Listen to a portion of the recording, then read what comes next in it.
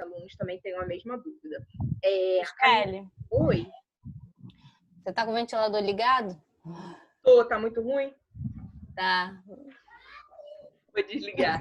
E olha que eu nem tô com aquele turbo. Obrigada, Amanda.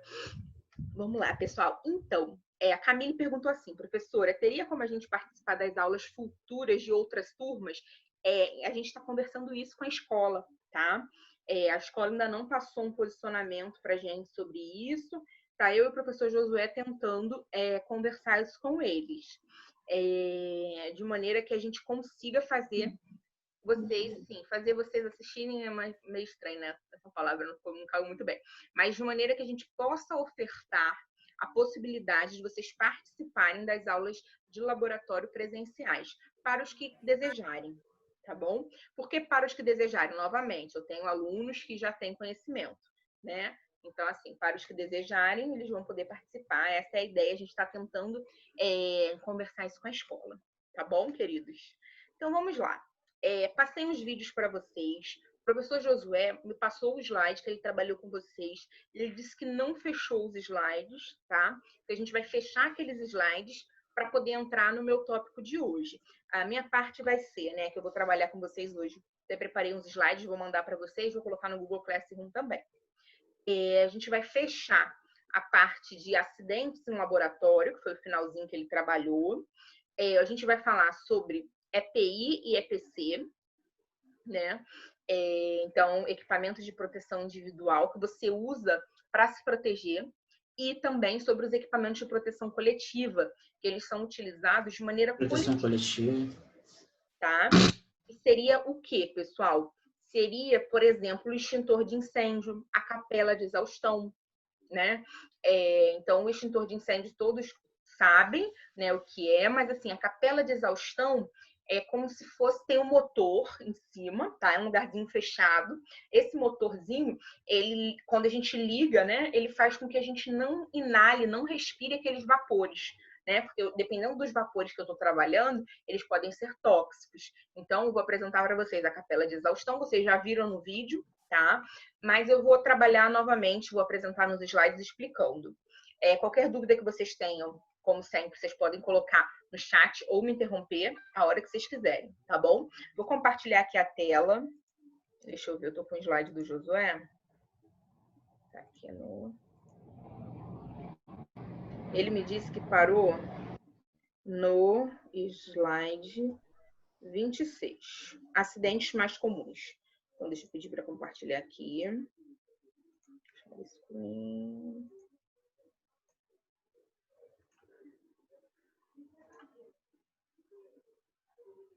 Beleza.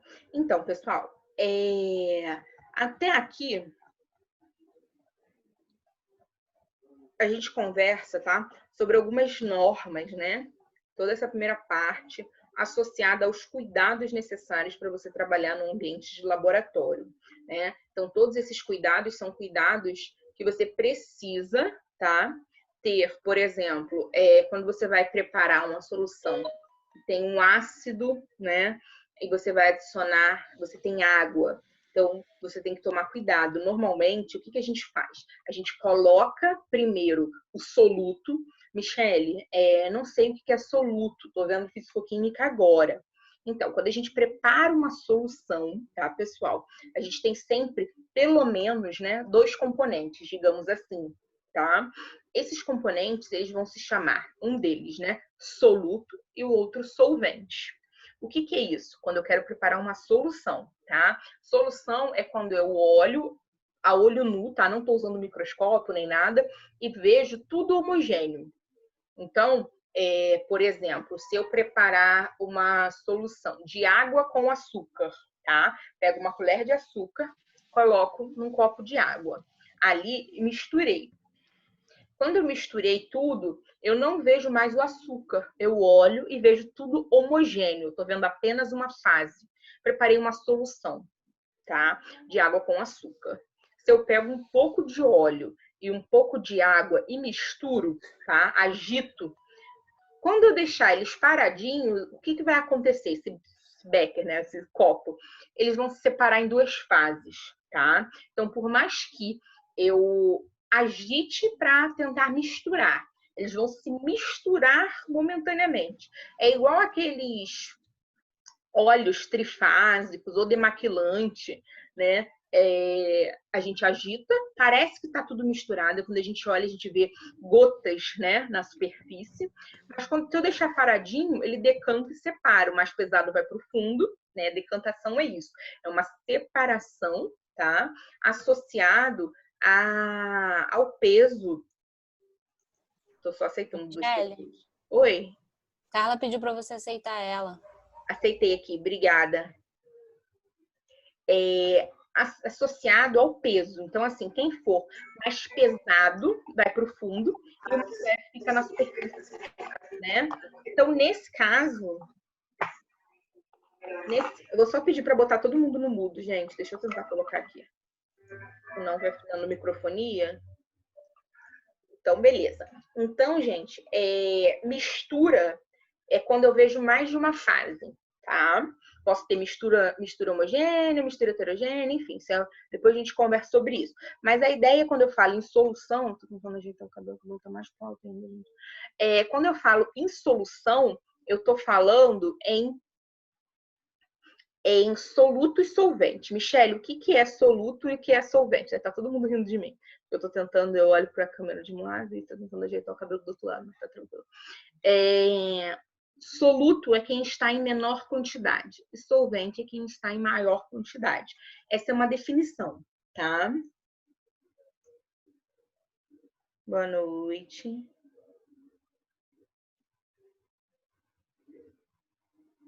Larissa. Tá, Larissa, depois no final eu falo sobre a renovação, tá bom?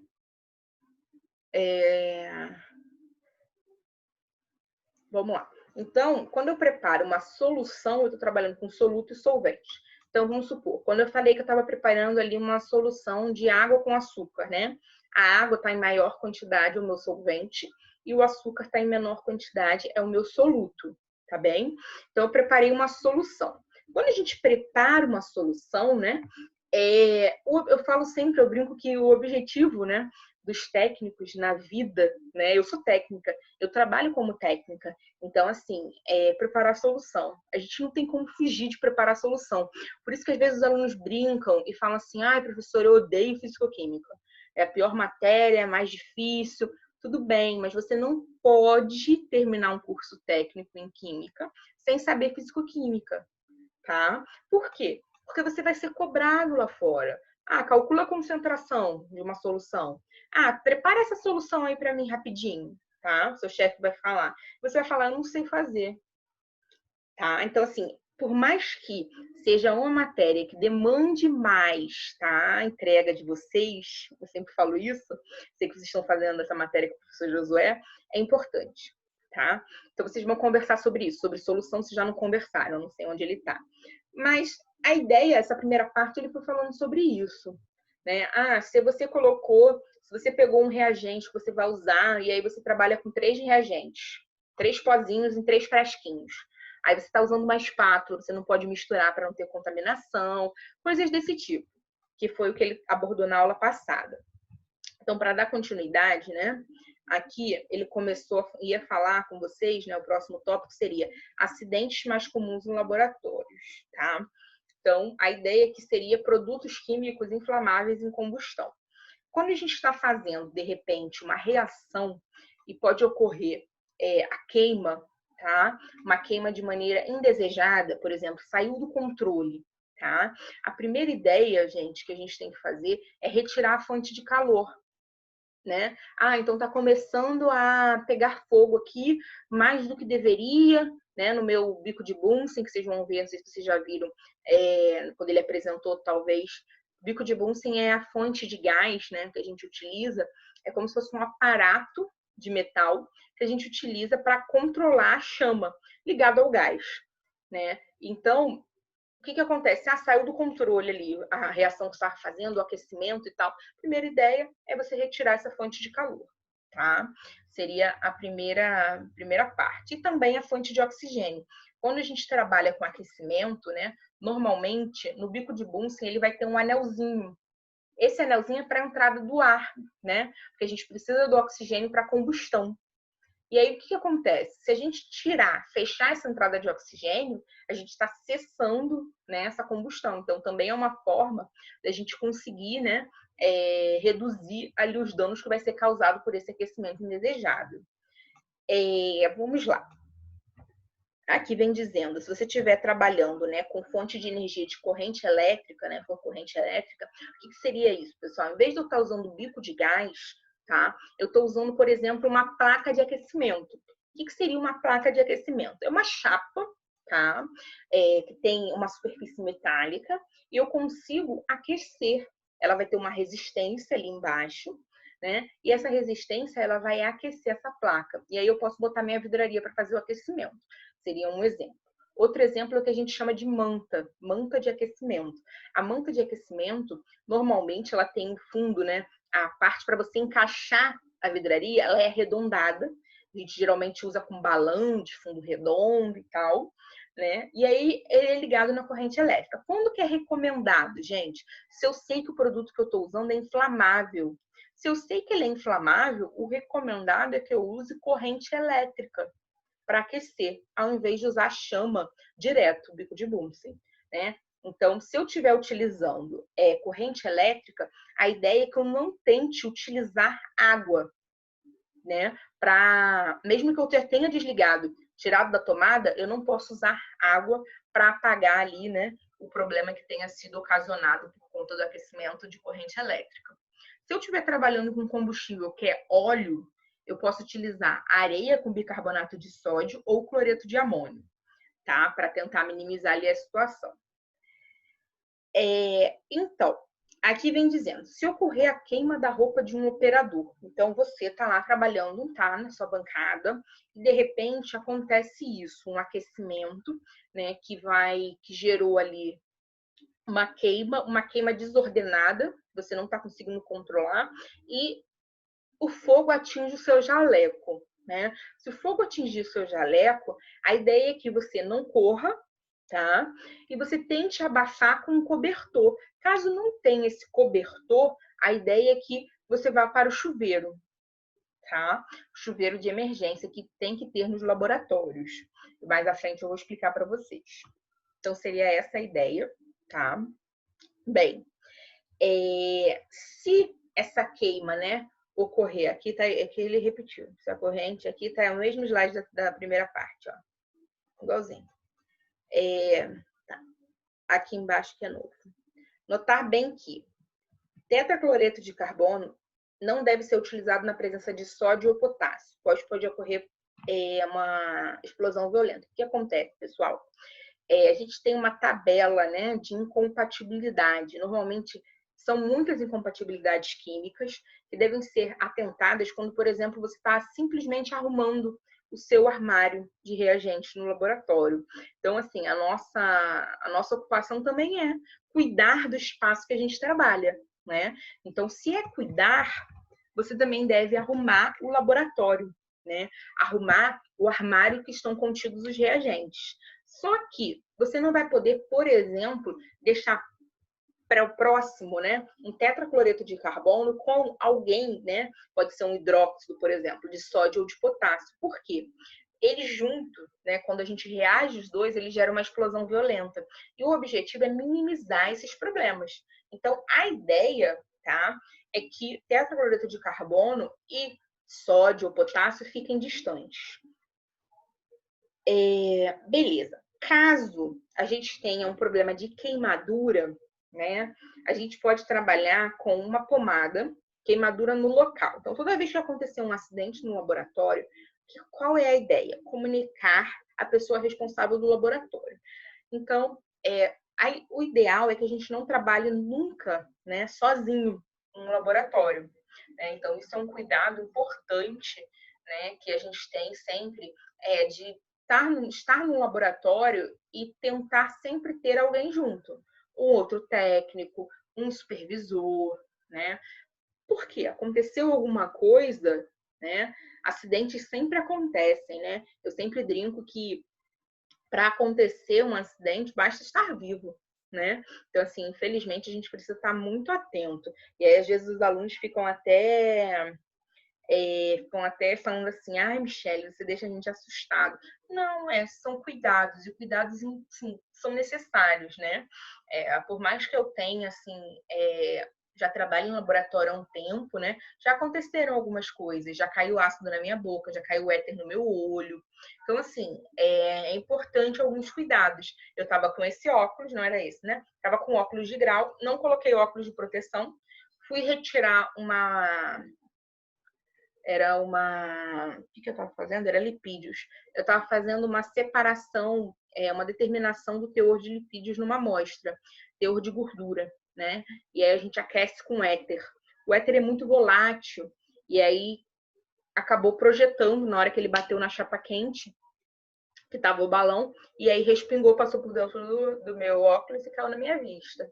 Eu tive que ir para o pronto-socorro e tal, mas graças a Deus não aconteceu nada. Eu não estava sozinha, né? Eu tinha uma professora comigo, então estava tudo mais tranquilo. E assim, já fui me preparar um ácido e o cilindro rachou, o cilindro de vidro, e eu estava dentro da capela, mas a capela estava mais ou menos assim, né, com vidro, a boca estava tipo para a parte de baixo do vidro. O ideal é que a gente feche tudo, mas a partir do momento que você fecha tudo, você coloca os bracinhos, às vezes não te dá espaço para você fazer o manuseio, né? E aí eu levantei um pouquinho. Quando eu fiz assim, o cilindro quebrou e aí projetou, veio no meu lábio, na minha boca. E aí queimou, né? Enfim, para emergência, tudo, os dois problemas acontecendo, eu estava na UERJ. E aí lá a gente tem um departamento, né, de saúde do trabalhador.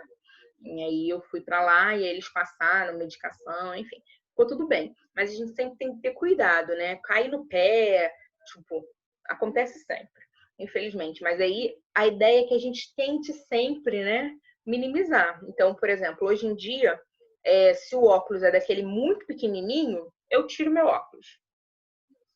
Boto só o óculos de segurança. Se o óculos é maiorzão, ele vai conseguir, né? A gente vai conseguir trabalhar com ele por cima do óculos. Seria o ideal, tá? Mas pode ser que a gente trabalhe em um local que não tenha, né? E aí o ideal é que a gente solicite a compra, tá? Porque a gente não deve usar lentes de contato no laboratório. Dependendo do solvente, pode atacar a lente de contato, grudar na vista. Então a gente tem esse cuidado aí também. Bem, caso aconteça uma queimadura, a ideia é que a gente faça uma pomada de queimadura. Normalmente nas caixinhas de primeiros socorros de laboratório já tem, que é uma pomada à base de picrato, ou então simplesmente passar uma vaselina ou um ácido pícrico, tá? Seria as recomendações. Bem, em caso de corte, ferimento, a ideia é que você desinfete, né, e passe com um antisséptico e tal. Aqui está dizendo que se você estiver sangrando muito, se o objetivo for reduzir, né, esse sangramento, né, a gente fala sempre para tomar muito cuidado com as pipetas, né? Pipetas são vidrarias cilíndricas que a gente utiliza para transferência de volumes de líquidos, né?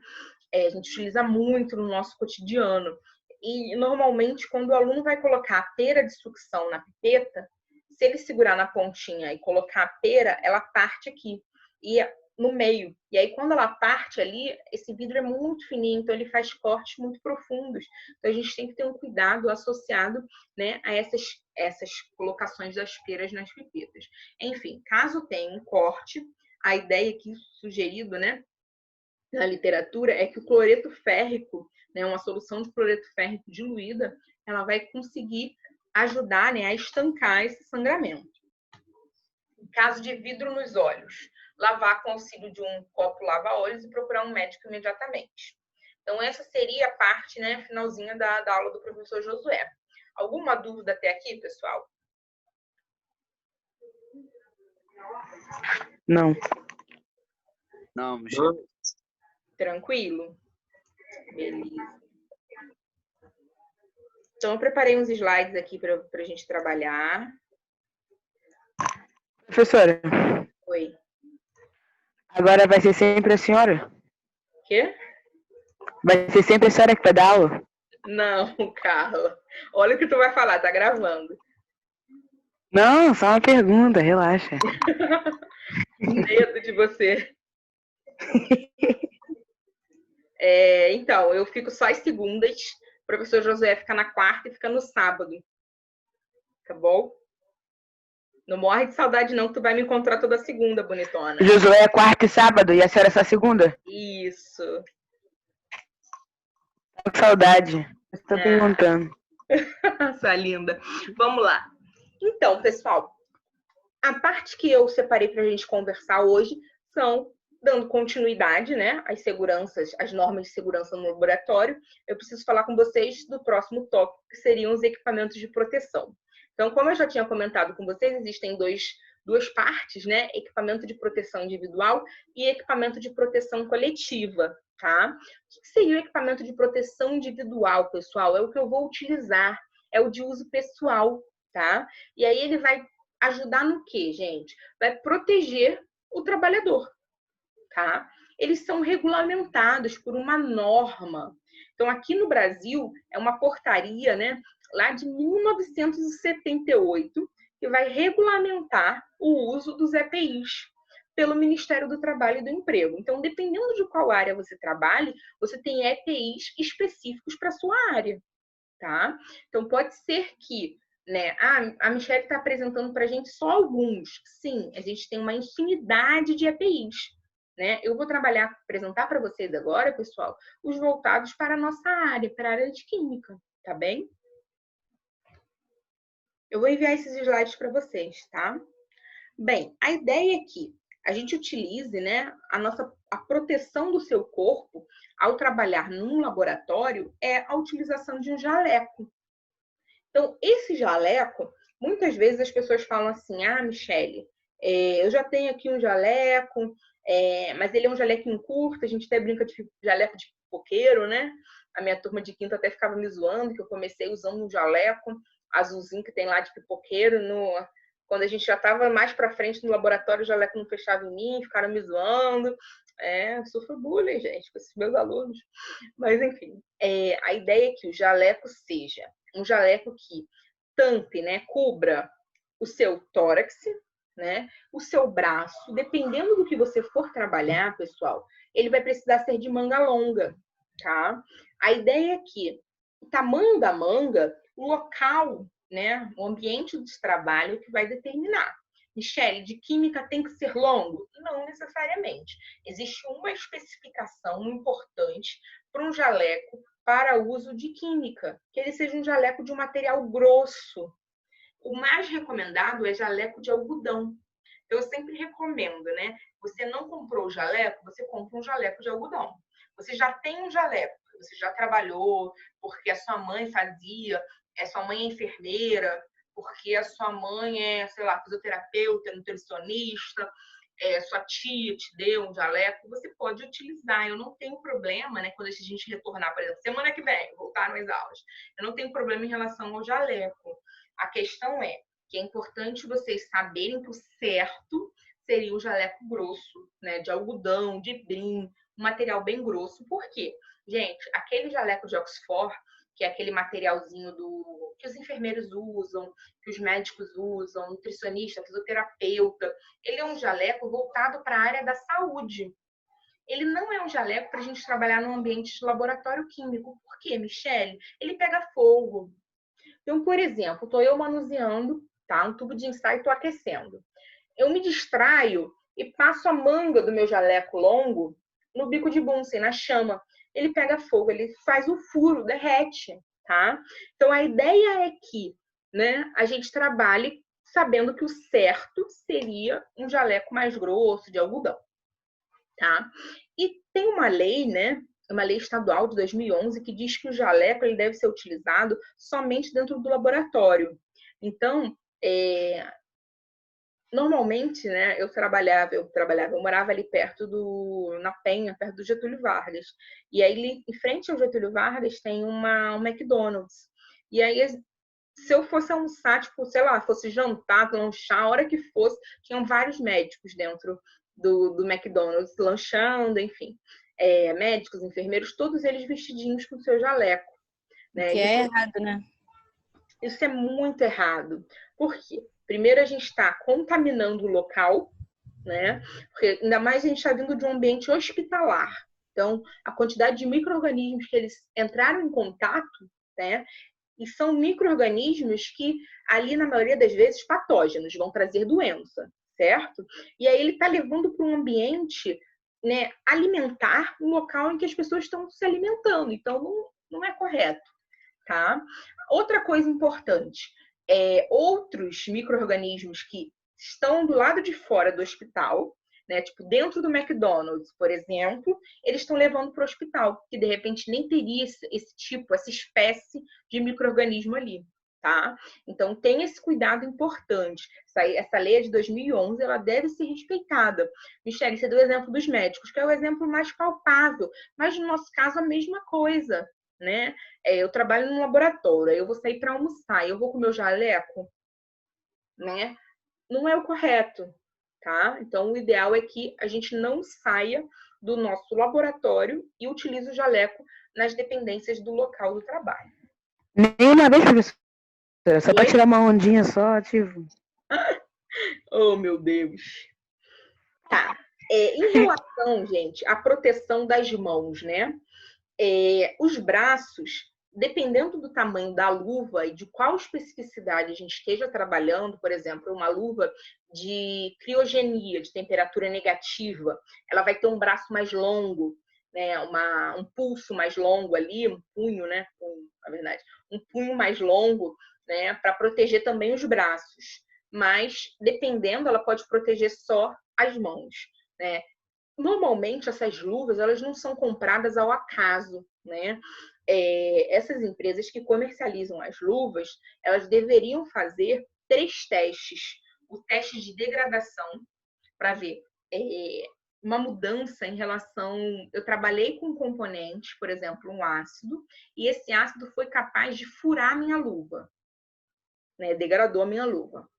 Um teste de permeação, que seria o produto atravessar a luva, e o tempo de residência. Por exemplo, eu utilizei...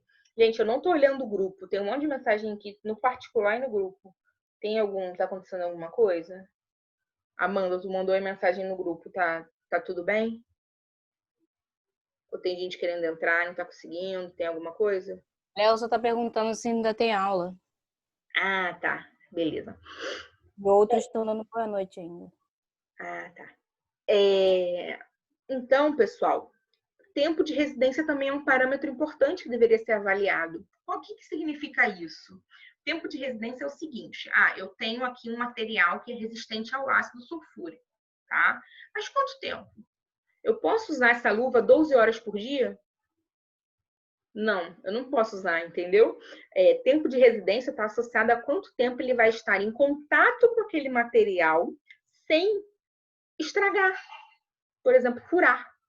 Tá? Então, seria essa a ideia do tempo de residência. Então, são parâmetros importantes. Professora, Oi. a gente tem que haver troca de luva se a gente for manusear um produto e depois outro. Tem que haver troca de luva? Então, vai depender. Você pode lavar, né, essa luva. Se ela for uma luva descartável, aí você pode descartar. Mas a gente tem aquelas luvas, né, que a gente até compra no mercado para fazer limpeza em casa. Sei, aquelas amarelas. Isso, aquela meio amarelinha. Eu vou apresentar para vocês algumas luvas de materiais diferentes. Essas luvas não são descartáveis. E aí a gente pode trabalhar com diferentes componentes desde que a gente lave. Sim. Tá? Tá bom. Beleza. Então, aqui eu coloquei exemplos, né, de luvas e os usos associados a essas luvas. Por quê? Porque às vezes eu estou trabalhando com um componente, por exemplo, um halogenado, e esse halogenado não vai resistir à minha luva. Michele, é porque a luva é vagabunda, marca ruim, ela rasga. Não, é porque ela não é compatível com esse material, ela não resiste a esse material, é somente por isso. Então, por exemplo, borracha butílica. Na caixa de luva vai vir o material, tá? Por exemplo, se ela é nitrílica, se ela é de látex, se ela é borracha butílica, se ela é vinílica, tá? Vai estar tudo escritinho lá. Bem, a gente usa a borracha butílica, né, que é uma luva mais grossinha, para cetonas e ésteres. Para os demais solventes, ela é ruim. Bem, a de látex, ela é boa para trabalhar com ácido e base que seja diluído. Não posso trabalhar com nada concentrado com látex, ele não resiste, ele fura na hora, tá? Mas também solventes orgânicos, qualquer solvente orgânico, ela não resiste. O neoprene é uma coisinha grossa até, a gente até usa para outras finalidades. Ela é boa para ácido, para base, para hidrocarboneto, para álcool, para fenol. Ah, Michele, álcool, etanol a gente usa direto, tá? Mas o metanol a gente não pode usar sem luvas, tá? Então, por exemplo, é a função álcool, não é o etanol que a gente está habituado a trabalhar. Por exemplo, o álcool 70 é o etanol diluído. Bem, o PVC, que é um tipo, né, é um polímero, ele também é uma luvinha grossa, tá? Ela é o recomendado para quê? A literatura recomenda que ele é boa para ácidos e bases, mas é ruim para os solventes orgânicos. O PVA, ela também é uma luva grossa e ele resiste a halogenados. Então, qualquer halogenado que você trabalhe, ela já vai resistir, mas ela é ruim para soluções aquosas. O que seriam as soluções aquosas? Soluções feitas com água. O solvente é a água. Bem, a nitrila, ela é utilizada para a maioria dos solventes orgânicos, tá? Diria para vocês que é uma das que a gente mais utiliza no dia a dia, no laboratório. E ela também resiste a alguns ácidos e algumas bases que sejam mais diluídos. O PA, o concentrado, não. Bem, e o Viton, uma luva grossa, tá? Que também vai ter o mesmo sistema do PVA. Ela vai servir para aromáticos e para halogenados. Seria essa a ideia. Eu acho que eu até coloco aqui mais ou menos umas imagens. Ó. A nitrila, essas cores são cores, mas a gente pode ter... É porque na maioria dos lugares ela é azulzinha, mas eu posso ter cores diferentes, tá? Neoprene normalmente é assim, um pouquinho mais resistente. Essas daqui são aquelas mais grossas, né, de borracha. A de látex é bem comum. Essas são as utilizadas com produtos químicos. Tá. Aqui, gente, a gente não vai falar em relação à diferença do produto químico, mas em relação à diferença das etapas de processo. Por exemplo, se eu estou trabalhando com material cortante, normalmente a gente utiliza uma luva de fibra de vidro, que tem um polietileno. Se eu estou trabalhando com materiais numa temperatura até 250 graus, a gente antigamente utilizava luvas de amianto. O amianto ele está proibido, né? Então, não tem sido tão utilizado atualmente. Então, a mais utilizada seria essa fio de Kevlar, tricotado. Bem, se a gente está trabalhando com algo que seja na criogenia, ou seja, temperaturas muito baixas, um exemplo é o nitrogênio líquido, que pode chegar a menos 195 graus Celsius. A gente utiliza luvas térmicas de nylon. Serviços gerais, para limpeza, lavar vidraria, descontaminar, seria uma luva básica de borracha. Então, aqui eu coloquei exemplos, tá? Pode variar um pouquinho em relação ao fabricante, tá? Mas, de uma maneira geral, seriam essas as luvas que a gente utilizaria para etapas diferentes no laboratório. Bem, alguns cuidados, né? Se a luva é descartável, eu não devo reutilizar. Eu sempre falo isso, né, nas aulas de laboratório, que eu tenho uma amiga que trabalhava como... Né, ela é técnica em química, ela trabalhava numa empresa de meio ambiente. E iniciava o mês, eles ganhavam 10 luvas descartáveis. E era isso. Você tinha que trabalhar com 10 luvas descartáveis no mês. Isso não existe, a luva é descartável. Você, né, trabalhou com alguma coisa, ela furou, rasgou. Não tem como, você tinha que usar pelo menos, sei lá, 2 dias uma luva. Não existe isso, sabe? As luvas que não são descartáveis, você vai lavar e guardar, né? O ideal é que você guarde num local longe desses produtos químicos. Às vezes as pessoas deixam elas dentro da capela. A capela de exaustão, ela tem muitos vapores, né? E aí esses vapores, eles podem degradar o material, né? Então a ideia é que, para melhor conservação, ela fique guardada num local longe desses produtos. Então, aqui a maneira correta, né, de colocar as luvas. Primeiro, a ideia seria você remover todas as joias, então anel, pulseira, seria o objetivo, né, para você colocar as luvas. Brincos também, a gente não deve usar brincos longos, né, no laboratório. Então, a ideia é que nem utilize brincos, tá? Mas, às vezes, pequenininhos as pessoas acabam utilizando. Bem, a maneira de você descartar, né? Você descarta a maneira correta, ainda mais se você trabalhou com produto químico, seria você descartar pelo lado interno, né? Pela parte que não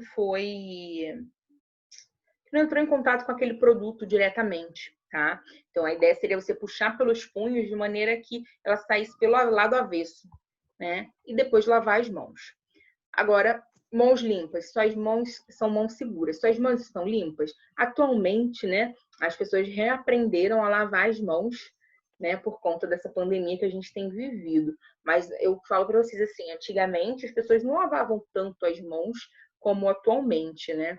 Então, e nem cantando parabéns e tal, para ver o tempo correto, lavando tão bem entre os dedos e tal, né, de uma maneira tão corriqueira assim. Então, como a gente faria nessa lavagem das mãos? A ideia é que a lavagem das mãos ela seja feita, né, antes de você fazer a manipulação de produto químico e após. Então, a ideia seria que antes de você lavar as mãos, antes de você entrar no laboratório, na hora que entrar no laboratório, vestir o jaleco e tal, paramentou, lave as mãos e no final também. A ideia é que você usar luvas, luva de proteção, ela não vai, gente, substituir a lavagem correta. É necessário fazer a lavagem correta das suas mãos, tá? Então, isso é muito importante.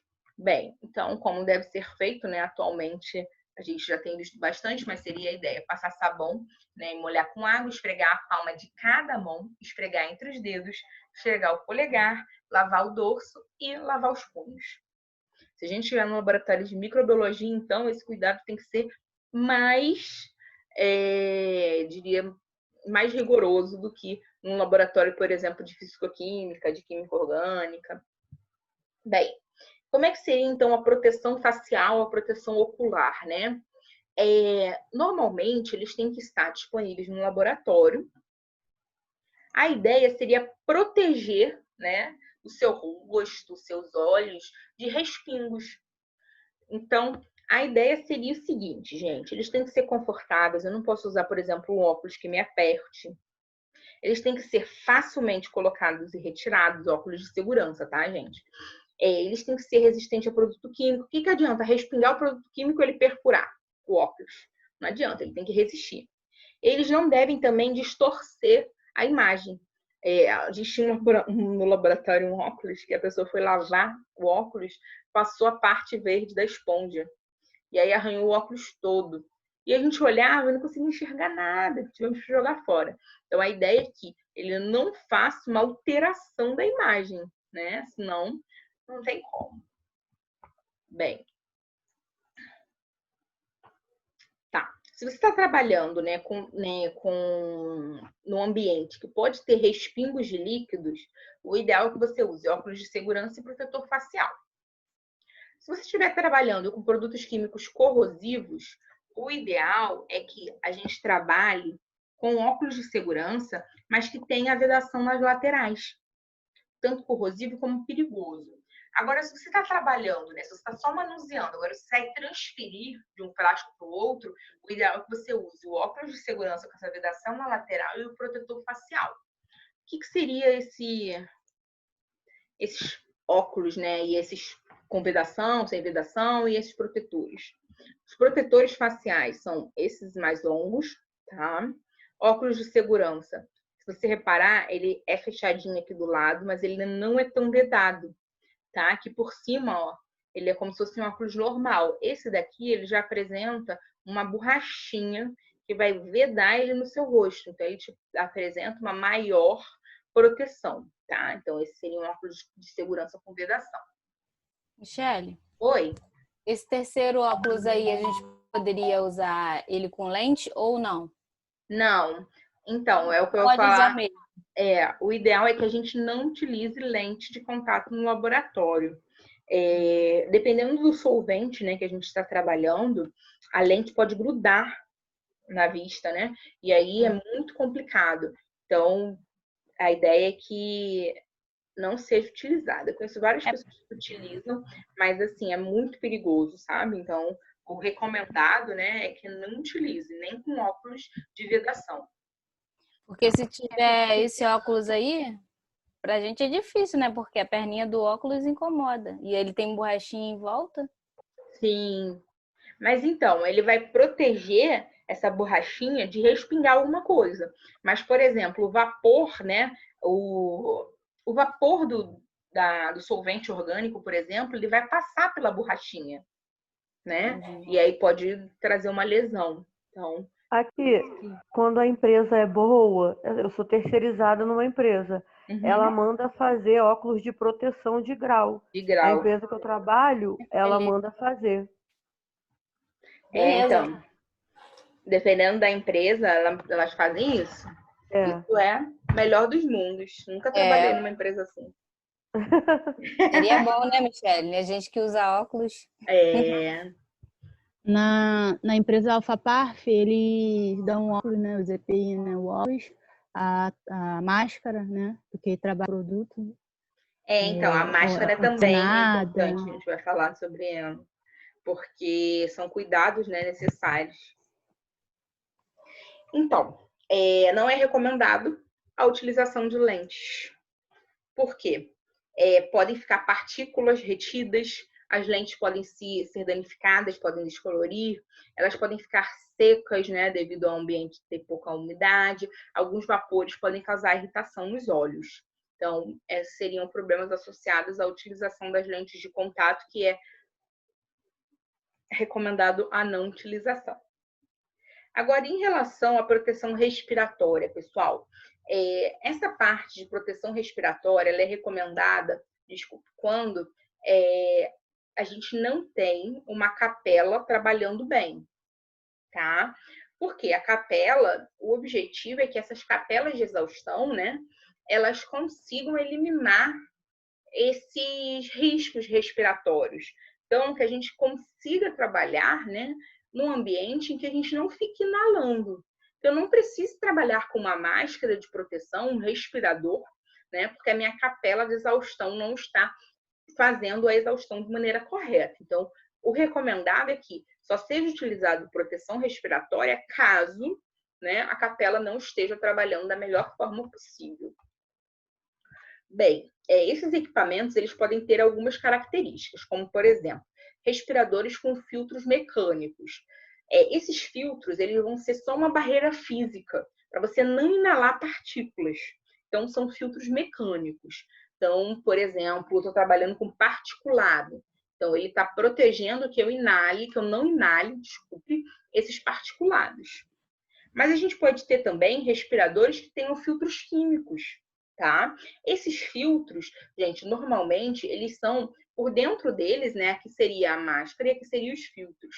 Dentro desses filtros vão ter adsorventes. Esses adsorventes, eles vão conseguir reter gases, vapores, e a gente não vai inalar. Eles vão ficar todos retidos, tá? Seria essa a ideia nesses respiradores.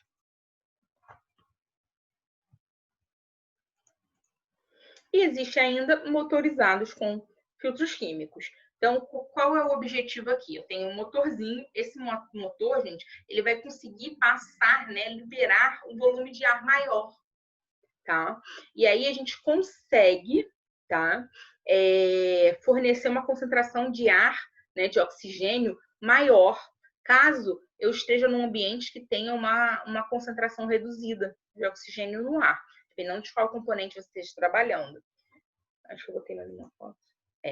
Tem respiradores ainda por adução. Eles vão utilizar um tanque de ar comprimido. Esse daqui, gente, ele só é utilizado em casos de concentração e toxicidade muito elevada, tá? Então, caso a gente esteja trabalhando num ambiente, né, que tenha essa concentração e essa toxicidade muito elevada, aí sim é necessário, né, a utilização desses respiradores que vão ter esse tanque de ar comprimido.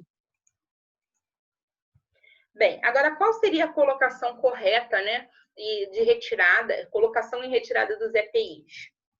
Bem, para você colocar o EPI, primeiro você coloca o jaleco, depois máscara ou respirador, depois óculos de segurança ou protetor facial e, por último, as luvas.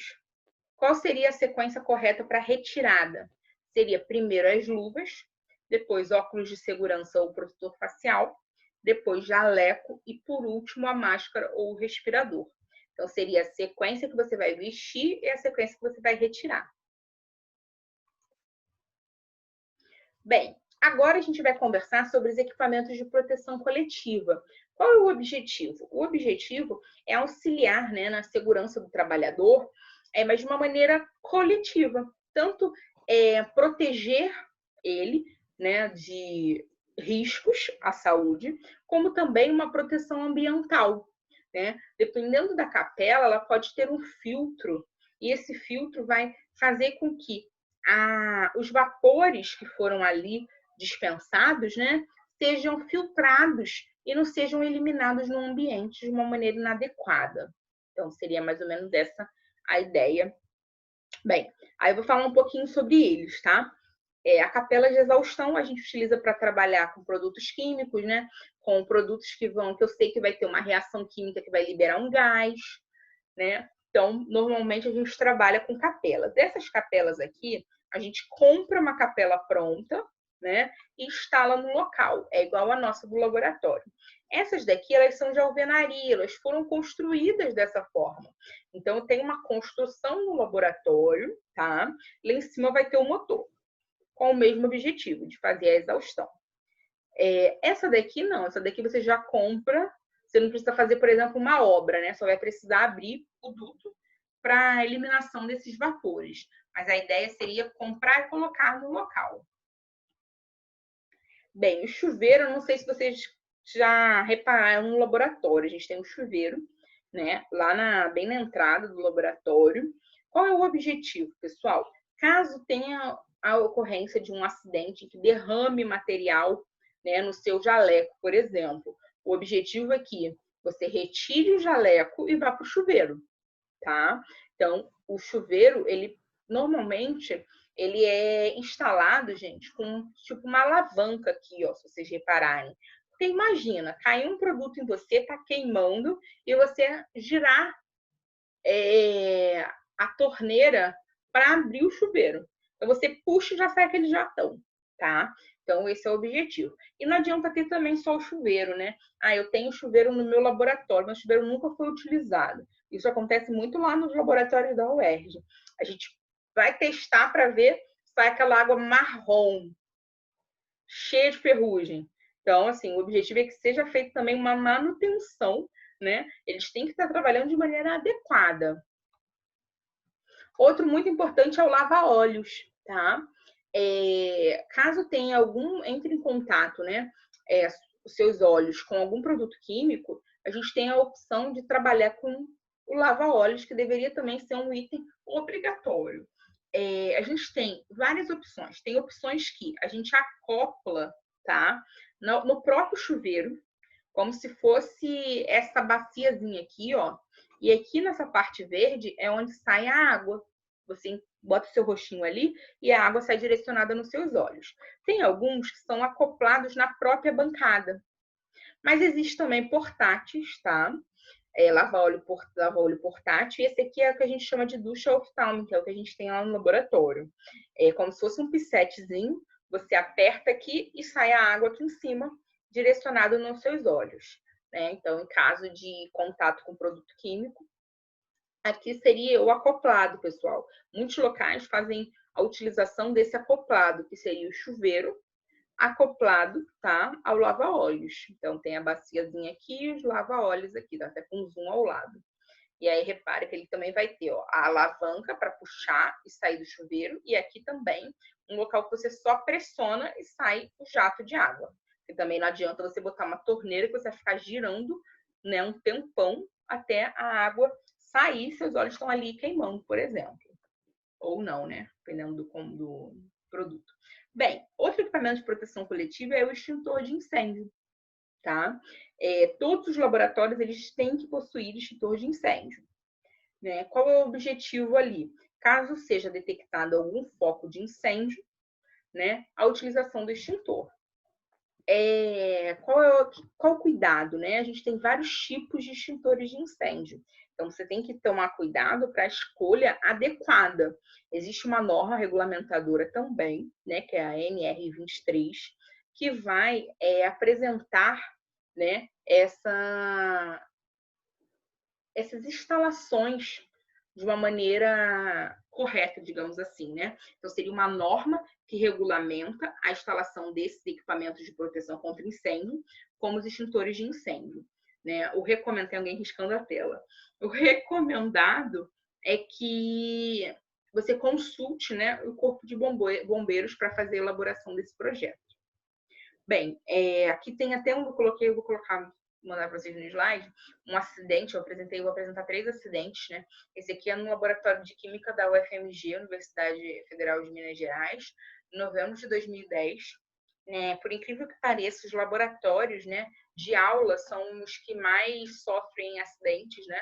Às vezes, seja pela curiosidade, a gente sempre brinca que os alunos são muito curiosos, né? E aí mistura isso com aquilo, a gente fala faz X, o aluno faz Y, e pode ocasionar acidentes gravíssimos, né? Então, depois vocês leem a reportagem. Esse aqui é um outro, né? Na Universidade Federal do Paraná, também foi no laboratório de farmácia, já foi em 2012. Também foi um acidente, queimou, pegou fogo em tudo. Esse aqui é o mesmo do anterior, né? Só que é outra imagem, também da Universidade Federal do Paraná. Mesmo, é o outro lado do laboratório. Bem, dúvidas até aqui? Tranquilo, professora. Oi. Eu entendi. Ô, professora. Oi. É verdade que, no caso das mulheres, não pode usar esmalte, unha? Não. Quando tá no laboratório? Isso é muito relativo em qual laboratório, né? Por exemplo, se você está trabalhando numa empresa de alimentos, tá? Você foi contratada como técnica em química para trabalhar numa indústria alimentícia. E aí você vai fazer análise de contaminantes no alimento. E aí você está trabalhando com algum solvente, o solvente solta o esmalte da sua unha e o esmalte da sua unha vai para o alimento. Você vai entender a contaminação de uma maneira errada. Então, assim, laboratórios farmacêuticos, laboratórios da área de alimentos, dependendo do seu trabalho, da sua função, pode ser necessário não ter unha grande e não utilizar esmalte. Ah, tá. Entendeu? Mas isso não é uma regra, né? Vai depender do local em que você atua. Agora, a utilização de adorno, Professora, né, não é recomendado. Oi. Rapidinho, como sempre, eu vou fugir um pouquinho aqui do assunto. Ih, meu Deus. Aquela explosão que teve lá em Beirute, eu não acompanhei muito não, mas dizem que foi por causa de gases tóxicos, não foi? Aí tem como a senhora me explicar não o que motivou mais ou menos? Então, ainda está em fase de análise, né, para ver certinho, mas a princípio seria um componente do fertilizante, é o nitrato de amônio, se eu não me engano. E aí ele teria alto índice explosivo, né? E aí tinha muitas quantidades, assim. O que acontece? Normalmente, os laboratórios, eles precisam ter, né? Não só laboratório, indústria, qualquer local que trabalhe com produto químico, ele tem que seguir uma legislação que vai determinar a quantidade máxima que pode ser estocado, por exemplo, de um determinado componente. Então, por quê? Porque o objetivo é que, se você está trabalhando com algo que é muito inflamável, né, que é inflamável, entra nessa categoria. Não existe muito, né? Existe inflamável ou não inflamável, por exemplo. Então, se você entra nesse quesito, você tem uma determinada quantidade que você pode estocar daquele componente. E aí, se você passa dessa quantidade, o risco já é um pouco mais elevado, né? Com qualquer mudança, qualquer alteração, né, no ambiente pode ocasionar explosões. E aí lá ainda está passando pelas perícias, ainda não saiu nada.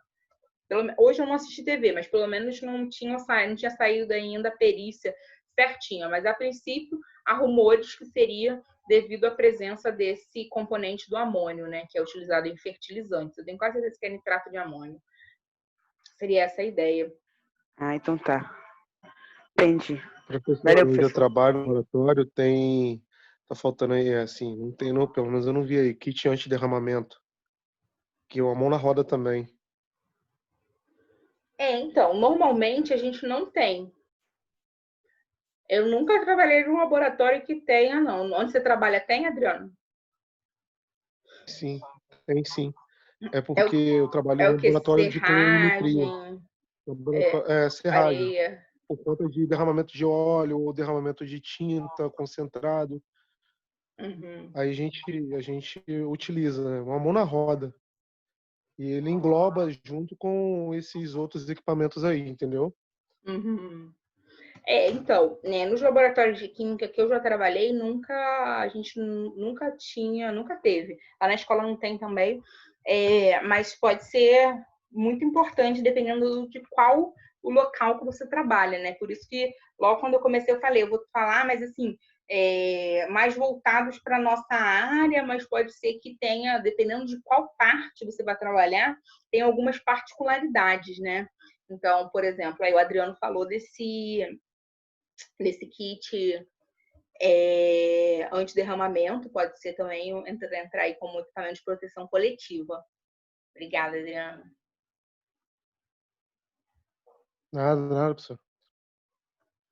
E aí, pessoal, alguma dúvida até aqui?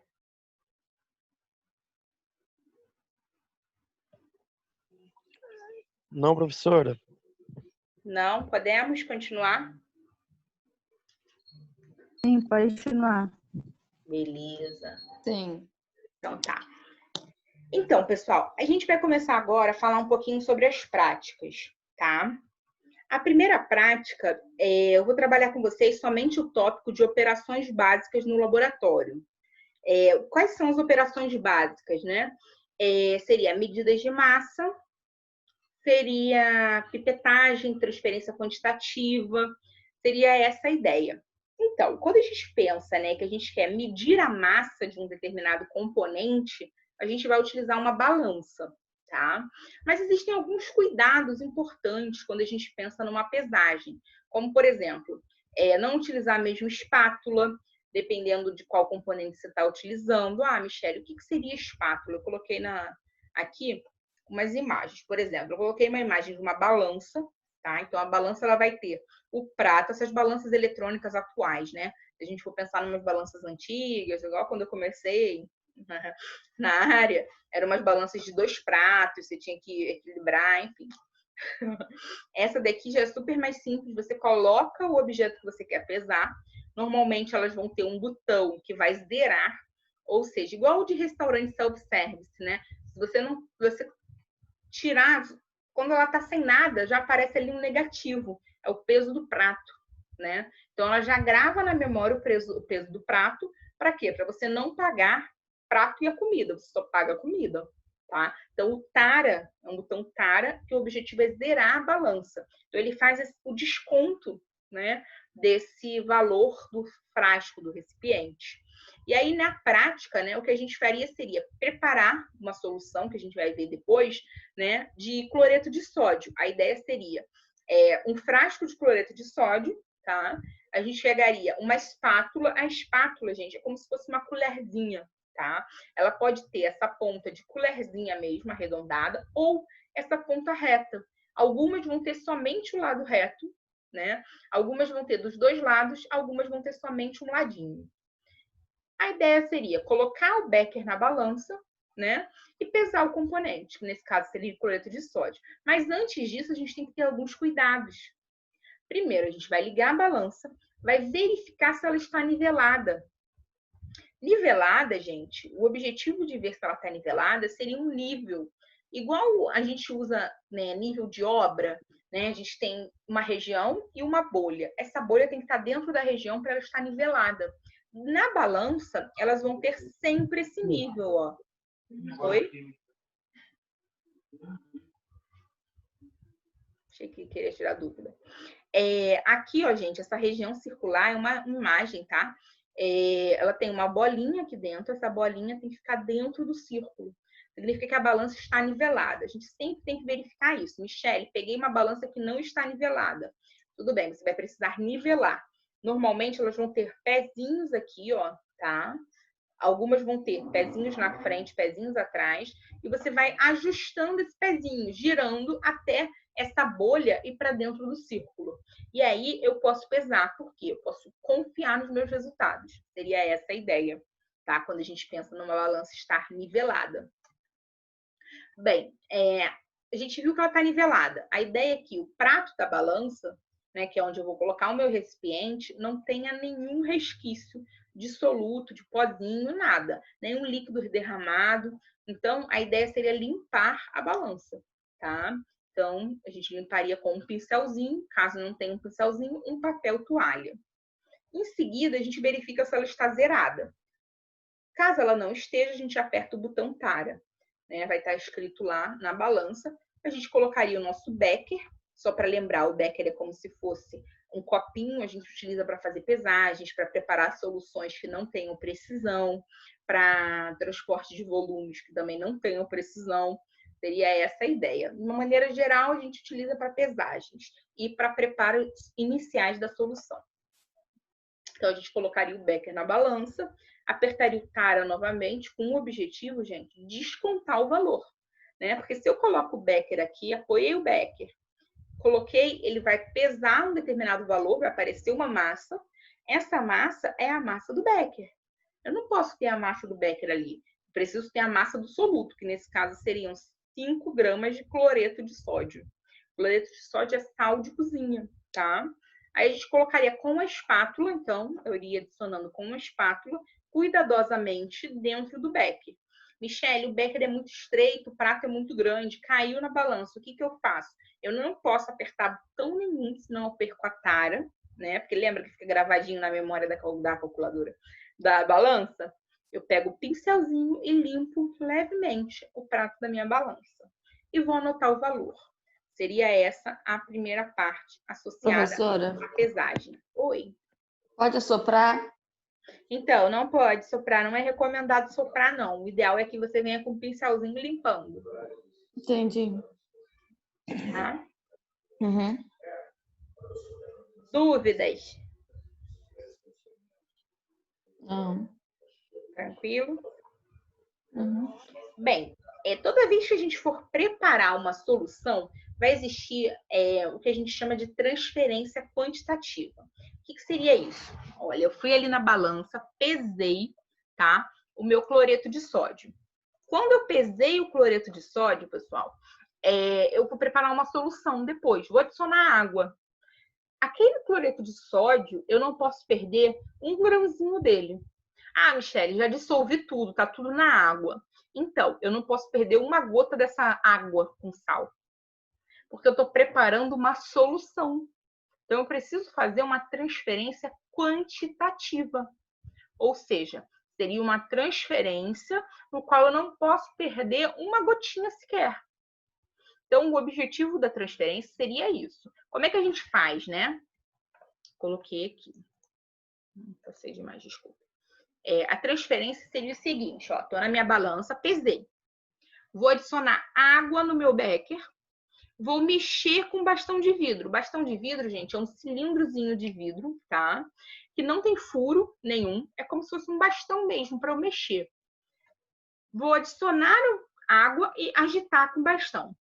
Logo em seguida, eu vou passar para o meu balão volumétrico. O balão volumétrico, pessoal, é uma vidraria de precisão que eu uso para preparo de soluções. Seria essa a ideia. Beleza. Feito isso, gente, o que eu tenho que fazer? Eu tenho que colocar... adicionei água, agitei. Vou colocar um funil. Por quê, Michele? Eu uso funil para evitar que escorra por fora. Eu não estou fazendo uma transferência quantitativa. Quantitativo, pessoal, tem a ver com quantidade. Então, eu não posso perder uma gotinha. Então, eu coloco um funil para evitar que escorra. E uma coisa muito importante, o bastão de vidro, pessoal, ele vai ficar encostado no becker. E o líquido vai escorrer por ele. Isso é importante. Porque se eu virar direto, sem encostar no bastão de vidro, pode escorrer pela parede do becker. E eu vou perder gotinhas. Eu não posso perder gotinhas. Tá? Se eu perder gotinhas, eu estou perdendo a minha solução. Depois que eu fiz isso, pessoal, eu tenho que fazer isso várias vezes.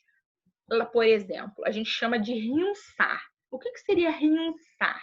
Seria deixar em contato, né, com a minha vidraria, tá? O componente. Então, nesse caso, eu rinçaria com um solvente, que é a água. Essa garrafinha aqui, gente, se chama pissete de água. Aí, o que eu faria? Eu colocaria mais água aqui no becker, pelo menos 3 vezes, para garantir que não ficou nenhuma gotinha de líquido aqui. Todas as minhas gotinhas de líquidos foram transferidas. Seria essa a ideia. Mas não basta só lavar o becker, não, pessoal. Eu preciso lavar o becker e o bastão de vidro, 3 vezes cada um. Só que, gente, tem uma coisa importante, tá? Quando a gente for falar sobre preparo de soluções, mais à frente, a aula de preparo de soluções, no meu balão existe uma marquinha. Aqui tá até fraquinha. Essa marquinha determina o meu volume total. Por exemplo, esse balão é de 100 ml. Eu não posso passar dessa marquinha. Então, qual é o cuidado que eu preciso ter, pessoal? Todo esse líquido que eu coloquei aqui, eu preciso tomar conta do volume para que ele não passe da marquinha. Se ele passar da marquinha, eu tenho que jogar tudo fora e fazer tudo novamente. Porque senão eu estaria com uma solução, com uma concentração diferente da concentração desejada. Então, depois que eu lavei o becker e o bastão, eu teria que lavar o meu funil, tirar o funil, tampar o balão e homogeneizar. Por inversão, o balão pelo menos 3 vezes. Então, é tudo 3 para facilitar a vida, né? Pelo menos 3 vezes para a gente garantir que toda a minha amostra foi transferida. Seria essa a ideia. Dúvidas sobre a transferência quantitativa?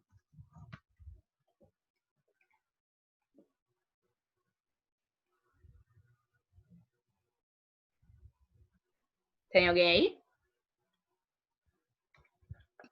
Tem sim, Michele. Tem. Oi, professora. É Oi. um pouquinho. É assim, é porque eu não tenho costume, mas parece ser bem legal, professora. É sim. É muito legal. Eu estava falando com o pessoal mais cedo, gente, que eu e o professor Josué estamos tentando oferecer essas aulas, né? Assim que a gente conseguir liberar o retorno para o presencial, né? Para que vocês possam assistir de maneira presencial, né? Então, para vocês, assim, a gente tentou adiantar, né? Para ficar um pouco mais tranquilo para vocês, porque eu sei que alguns, né? Estão precisando aí para emprego, tá? E aí a gente quis tentar ajudar de maneira a não prender vocês, né, em relação ao término do curso. Só que aí o que a gente está tentando com a escola, né? Que a gente consiga fazer com que vocês tenham essa oportunidade de fazer o laboratório. Então, eu estou falando isso para os alunos da turma que se formaram em julho, tá, pessoal?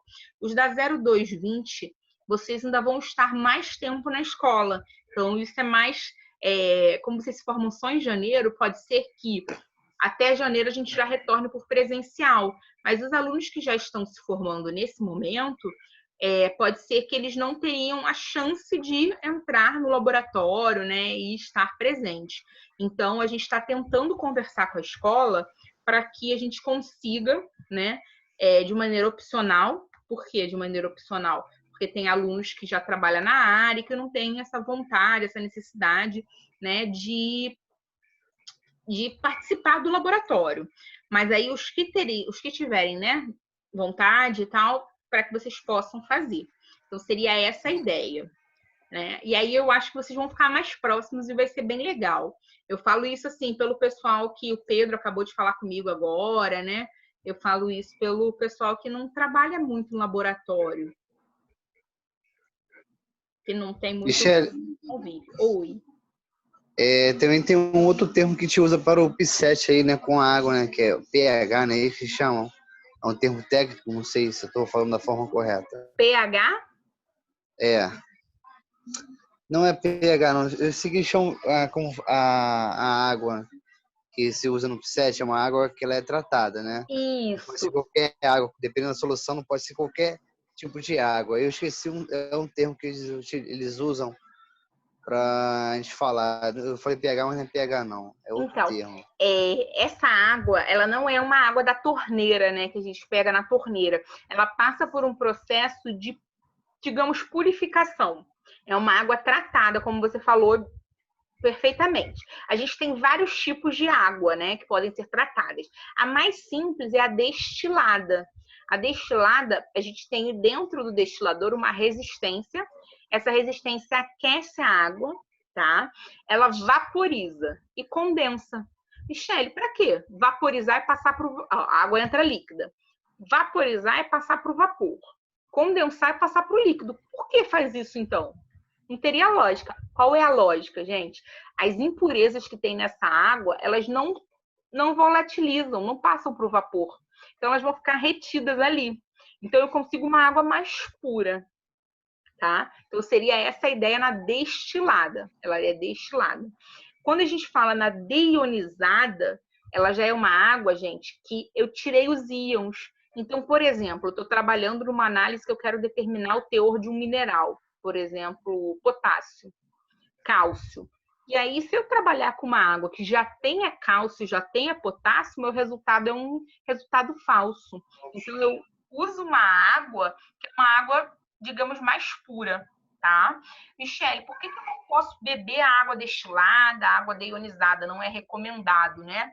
Ela não tem os sais minerais necessários, né, para nossa sobrevivência. Então, até alguns atletas, né, acabam tomando para secar e enquadrar na faixa. Não tem uma faixa de, sei lá, luta, não tem faixa de peso, de massa, que, sei lá, peso pena, peso não sei o quê. Eu não entendo muito de esporte. Mas aí, alguns muito radicais, para se enquadrar nessas faixas, eles acabam tomando essa água, porque aí eles vão secar muito, né? Não é recomendado porque ela não tem os sais minerais necessários que a gente precisa numa água que a gente toma em casa normalmente. Mas para fazer as análises, para trabalhar num laboratório, eu preciso dessa água mais pura. Entendi. Obrigado, Michele. Imagina. Pessoal, eu parei nessa parte, acho que tem dúvidas no chat, tem um monte de mensagem no chat. Calma aí, deixa eu ler. Eu parei nessa partezinha, vou falar para o Josué vai dar continuidade. Eu não sei por que meu negócio não quer. Eu não estou conseguindo abrir o chat, gente. Abri. Vamos lá. Boa noite a todos, tranquilo? Ok, água deionizada, deixando atletas de fisiculturismo também consomem, isso mesmo. Bebe um pouco dessa água, Tá. Em relação à renovação da matrícula, a Larissa tá aí ainda? A Larissa tinha perguntado. Só que o celular dela estava acabando a bateria. Enfim, a renovação da matrícula, gente, pelo que eu entendi ali lendo o edital, né, ainda não falei com a escola em relação a isso, os alunos das turmas antigas não precisam, os alunos das turmas novas precisam, 0320 e 0220. O ideal seria não dever documentos, porque quando a gente está devendo documentos para a escola, é mais difícil para conseguir pegar o diploma rápido, né? Porque a escola só consegue confeccionar o diploma com os documentos. Por isso que eles tentam fazer essa renovação para regularizar a situação, né? Por conta dos documentos. E em relação ao pagamento também, né? Para meio que detectar quem está pagando, quem não está. Seria mais ou menos essa a ideia, para ter um controle um pouquinho melhor. Léo, eu não sei sobre a formatura ainda. Professora, Oi. eu tô com documento e pagamento também atrasado. Eles deram um prazo da gente pagar? Então, eu não sei direito não, mas no caso, as aulas de vocês vão até setembro agora, né? Então, eles só vão começar a fazer os documentos de vocês aqui final de agosto, início de setembro. Então, a ideia seria, para você pegar o documento, é que você teria que estar com tudo certinho, tanto os documentos, né, como o pagamento. Então, se você for lá, eles conseguem te ajudar, assim, em relação a juntar as parcelas, a dar um desconto. Eu não sei muito bem, mas tentando falar no financeiro, às vezes eles conseguem juntar. fazer lá um Ah, desconto, alguma coisa. Aí você tem que ver lá direitinho. entendi. Vou lá então. A senhora qual é o horário? Sabe o horário do Professora, atendimento lá? De Ô, 9 professor, às 4, pessoal, e tá agora mais dias. Eu acho que tá de terça, não sei. Eu vou olhar aqui, ela me mandou, eu mando no grupo. Tá A bom, chefe da secretaria me mandou, estendeu, né? Mas só terça e quinta não. Mas eu tá mando bom. para vocês ô, certinho. professora, no meu caso, faltou o certificado, não, o histórico. Não, o certificado eu tenho, o histórico, que eu deixei para depois, né? Eu não imaginei que ia vir essa pandemia. Aí vai ficar complicado, né? Mesmo assim, será que eles concedem alguma coisa para mim ou depois de concluir o curso? Então, eles vão conseguir fazer uma declaração, né? Mas emitir o diploma, eles só conseguem emitir se tiver todos os documentos certinho. De documento. Mas aí, no caso, se a de escola voltando, só ano que vem. No caso, só ano que vem que eu vou conseguir o certificado. Então, eu não sei. Vai ter que ver caso a caso lá na escola. Ai, eu me arrependi de não ter visto isso antes, cara. Me arrependi. Já estava pronto. Eu pedi ano passado, só que lá demora muito lá na minha escola. Essa escola que eu dei. Ano passado, eu me peguei no início do ano, só que eu deixei para depois. Entendi. Calma, vai tudo se resolver. Fiquem calmos e tranquilos. Pessoal, então eu vou encerrar a aula de hoje. Professora, Oi. quem não tá calmo agora sou eu. Depois a senhora lê a minha mensagem que eu deixei pra senhora. Eu já vi aqui que você me mandou, mas como eu não consegui responder ainda, mas eu já vou olhar, tá? Tá. Lidiane, eu recebi seu TCC também. Bia, recebi seu TCC também. Só não olhei ainda, tá, gente? Tá uma loucura, mas eu vou olhar e respondo para vocês o mais rápido possível, tá bom? Tudo bem. Queridos, olha, uma ótima noite. Espero que a aula tenha sido. Professora, eu não estou conseguindo entrar nessa turma que fizeram nova do Classroom. Eu não consigo acessar de jeito nenhum. Quem tá falando? Lidiane. Oi, Lid. Não tá conseguindo com código? Eu também não consigo não, professora, acessar. Só a turma antiga. Sério, gente? Também não. Tô na antiga ainda. Eu não sei se é porque eu tenho muitas turmas, tem várias matérias que acumularam e eu não consigo colocar mais uma. Pode ser isso? Entendi. Eu já tentei incluir, mas eu não consigo. Então, eu não tô tendo acesso a essa turma. Tá, eu vou ver o que eu faço. Tá bom. Tá bom? Então, ó, pessoal, gravei a aula, vou disponibilizá-la para vocês, tá bom? Qualquer dúvida, estou à disposição. Se cuidem, fiquem bem. Boa noite, professora. Boa noite a todos. Boa noite, Michele. Boa noite. Obrigado. Beijo. Ok, boa noite. Boa noite.